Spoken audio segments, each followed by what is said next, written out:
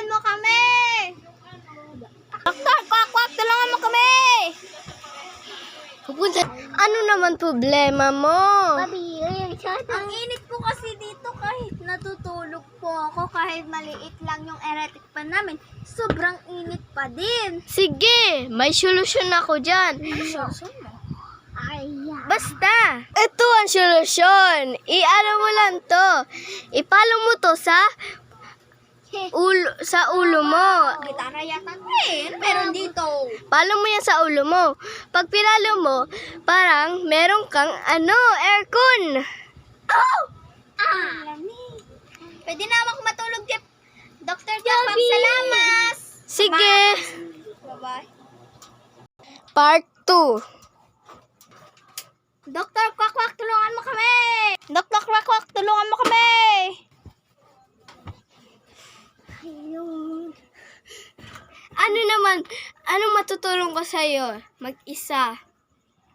Nawalan po kasi kami ng kuryente, kaya po ang hinit dito. May solusyon ako dyan.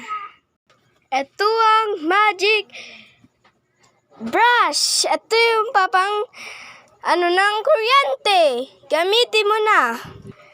Alam ko na. Pag inaano mo yan, hini-hairbrush mo yan, ibig sabihin, makakakuryente na. Gamitin mo na.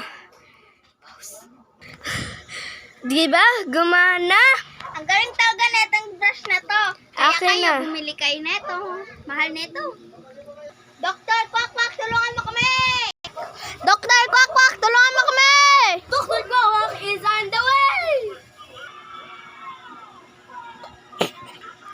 Anong kailangan nyo? Kailangan ko po ng tulong.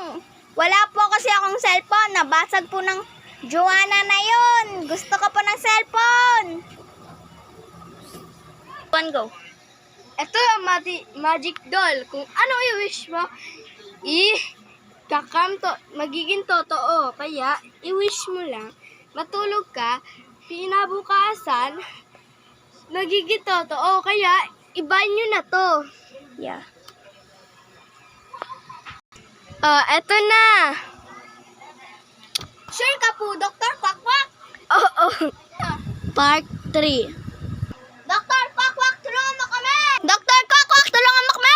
Dr. Kwak-kwak, in the way!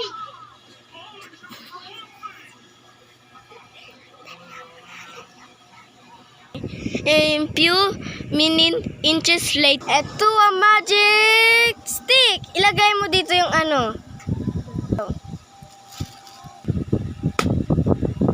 O, diba? Gumana! Galing na to ah.